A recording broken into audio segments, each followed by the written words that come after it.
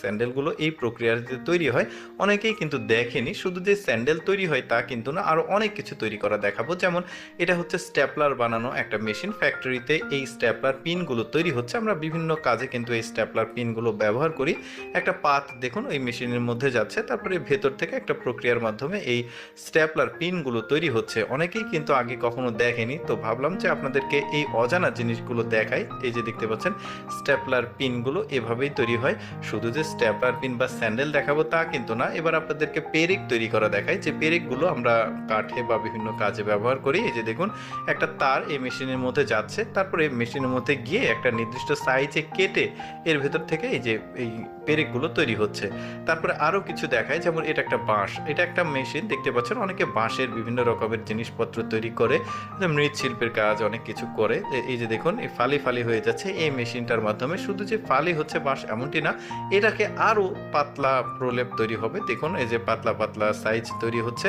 এগুলো দিয়ে কিন্তু অনেকেই ওই যে মানে ঝুড়ি বলা হয়, তারপরে বাস্কেট, এগুলো বিভিন্ন জিনিসপত্রগুলো তৈরি করে।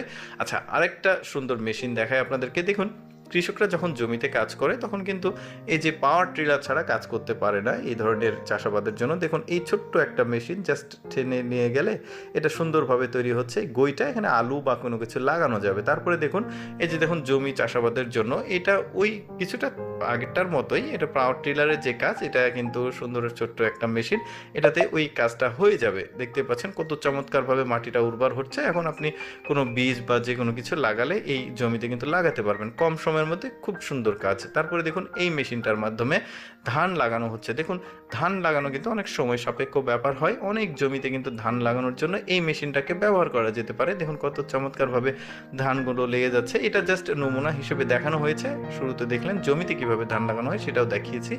এরপরে দেখুন কিভাবে এই পানির ট্যাঙ্কগুলো তৈরি হয়। দেখুন বিভিন্নভাবে এগুলো তৈরি হচ্ছে, দেখতে পাচ্ছেন কত কম সময়ের মধ্যে। যেমন এটা স্পিড বোট তৈরি হচ্ছে, আগেটা পানির টাঙ্কি তৈরি হলো, এভাবে তৈরি হয়। তারপরে কিভাবে কাজটা হয় দেখুন, এই যে বক্সটা বন্দি করলো, বক্সের মধ্যে ঠিক এভাবেই আসলে প্রক্রিয়াটা হয়। তারপরে দেখুন এখানে এইটা একটা ফিল্টার তৈরি হবে, পানির ফিল্টার।